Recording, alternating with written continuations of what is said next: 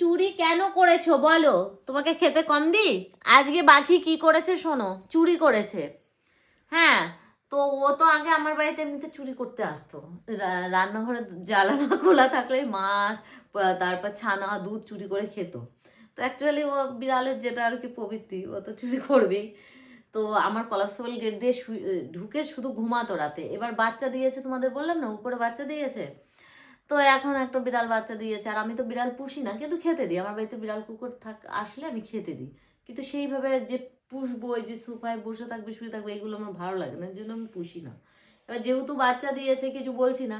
এবার ও রীতিমতো 3-4 বেলা খাবার কিন্তু পাচ্ছে, দুধ, মাছ, ভাত। আর এই দেখো বাচ্চাটাকে দেখো কি কিউট হয়েছে। ওর নাম তোমরা বলেছি না, তিতলি রেখেছি।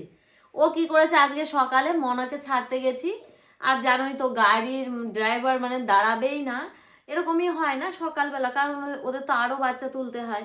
আর 6:30টায় মনা যায়। তাড়াতাড়ি করে ওকে আমি আজকে করে দিয়েছি এগ রাইস, আর দিয়েছি হলো একটা চাটনি ছিল, সেটা দিয়ে আমি ওকে টিফিন করে দিয়েছি। হ্যাঁ, আর তাড়াহুড়ো করে আমি গেটটা বন্ধ করিনি, রান্নাঘরে দরজা সবসময় বন্ধ করা যায়। আর পনিরটা ফ্রিজ থেকে বার করে একটু গরম জলে আমি ভিজিয়ে রেখেছি, যে পনিরটা এসে রান্না করবো, একটু চিলি পনির করবো অল্প করে, কারণ ভাত বাজা ছিল, ফ্রাই করেছি। সেই পনির, বড় বড় 2 টুকরো পনির ছিল, পনির নিয়ে চলে গেছে, 1 টুকরো পনির খেয়ে নিয়েছে। এবার দেখো বিড়ালে কোথাও মুখ দিলে সেখান থেকে আর খেতে ইচ্ছে করে না। তাহলে এই চুরিগুলো করবি কেন? তুই খেয়েছিস 1 টুকরো, আর 1 টুকরো পনির রয়েছে, কিন্তু এগুলো উচিত আর করবে?